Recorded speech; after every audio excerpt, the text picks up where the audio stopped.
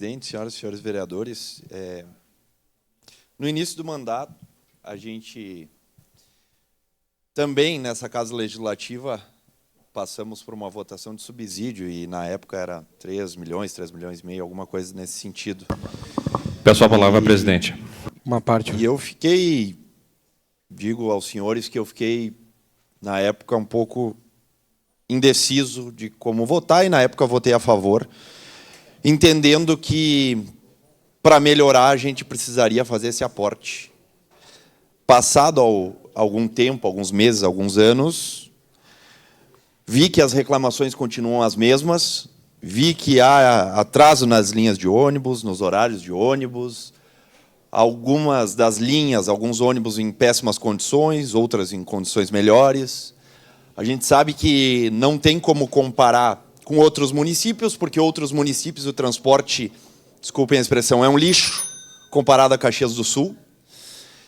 E, na verdade, a gente recebe, e vindo essa pauta mais à tona agora no fim desse ano, a gente acaba recebendo mais nos celulares, e acredito que todos os vereadores, diversas denúncias, sejam elas de atraso nas linhas, horários de ônibus, superlotação, reclamação por mais linhas em diversos bairros em nosso município.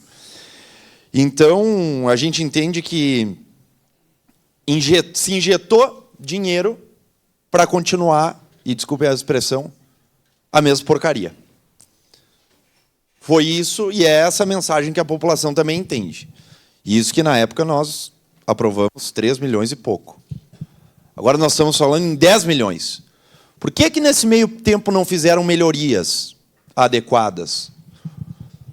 Ou até um remanejo interno dentro da empresa para melhorar os horários, para melhorar fluxo de ônibus, quantidade de ônibus, dentre outras questões. Vereador Meneguzzi, a dona Inês também me procurou.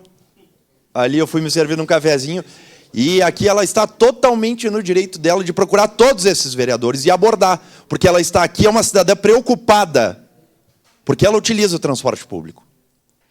Uma cidadã preocupada com o que vai acontecer. Em nenhum momento isso me chamou atenção. Em nenhum momento ela me falou de preço de passagem. Ela só quer um transporte de qualidade. O transporte que passe no horário certo. Transporte que não esteja superlotado, com condições de trânsito. Só isso. Então, assim, essa é a minha preocupação hoje. Sua parte, vereador Bressan. Obrigado, vereador Bortolatti.